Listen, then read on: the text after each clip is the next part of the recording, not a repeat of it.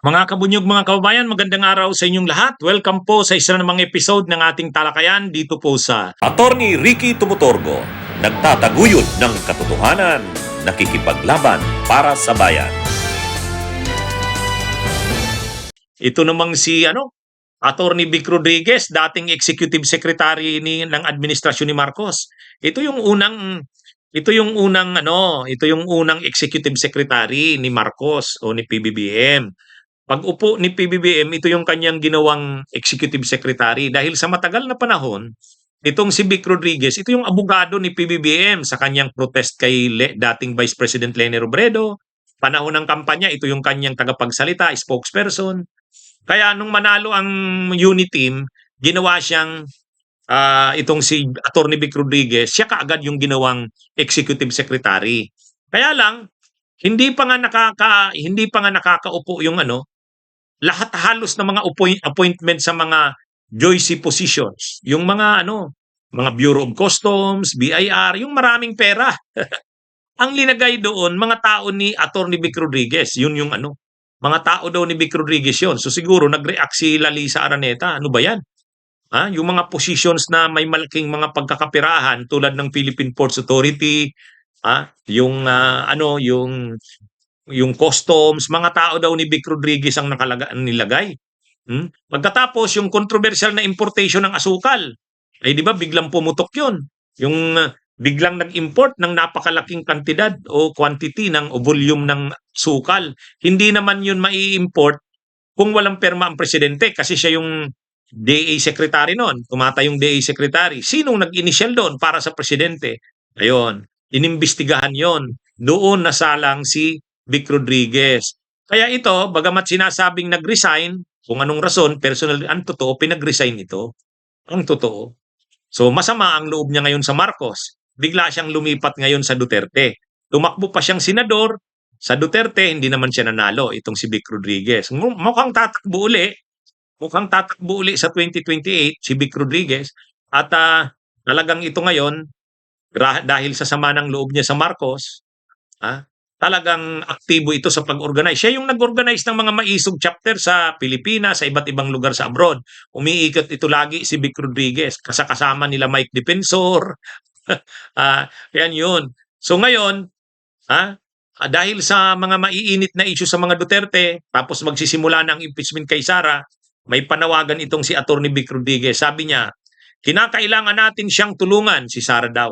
Protektahan natin. Ito na ang ina ng sambayan ng Pilipino, ang ina ng Republika ng Pilipinas, ang ilaw ng ating tahanan, Inday Sara, the President.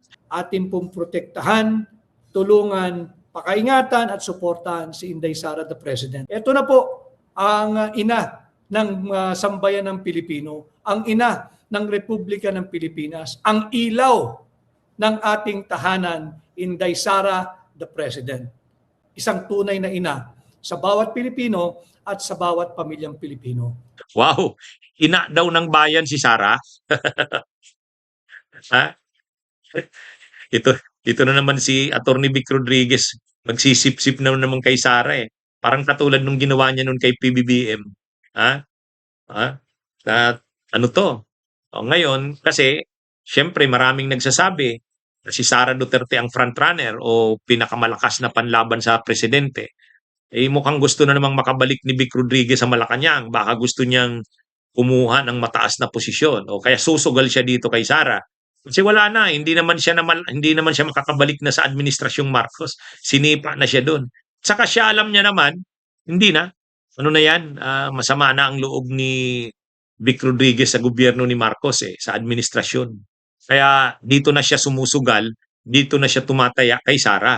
So dahil sa tingin nila malakas si Sara, baka ito na yung magsunod na presidente, talagang todo papel ngayon, epal itong si Vic Rodriguez. Imaginin mo tawagin si Sara inak ng bayan, hindi na nahiya ang mga itong tawagin si Sarang inak ng bayan. ha? Anong masasabi nyo? Ina ng bayan daw si Sara Duterte? Mga kabunyog, mga kababayan. Ewan ko dito sa anong ito. Sabi ni yan Protektahan daw si Sara. Ito na ang ina ng sambayan ng Pilipino, ang ina ng Republika ng Pilipinas. O ito matindi, ilaw ng tahanan. Ha? Ilaw ng tahanan. O sige nga, protektahan ninyo si Sara. Magsisimula ng impeachment niya next week. O, tingnan natin kung kayang protektahan, anong klaseng proteksyon ang sinasabi ng mga DDS. Ha? Protektahan daw si Sara. Huhubaran si Sara sa Kamara, yung pagdinig ng Justice Committee. Huhubaran si Sara diyan kay Madriaga, yung mga accounts niya sa bangko, confidential fund, pagbabanta niya sa buhay ng presidente. Huhubaran siya diyan. Ha? Ang tanong, paano naman poprotektahan ng mga DDS? Magrarally sila?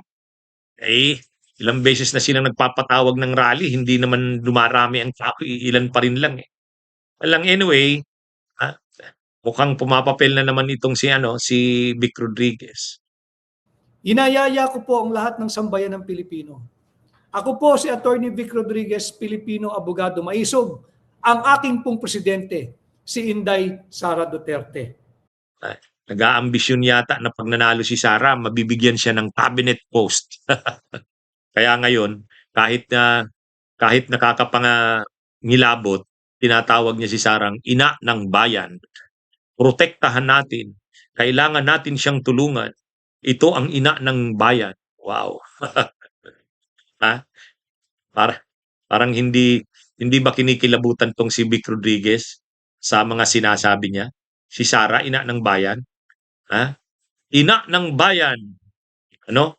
Ha? Patroness of confidential funds. Ganun ba? Ina ng bayan? Ha?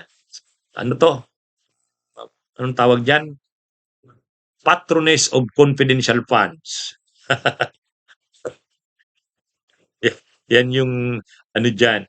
Oh, anyway, mga kabayan, magandang araw sa inyong lahat. Mabuhay po tayo.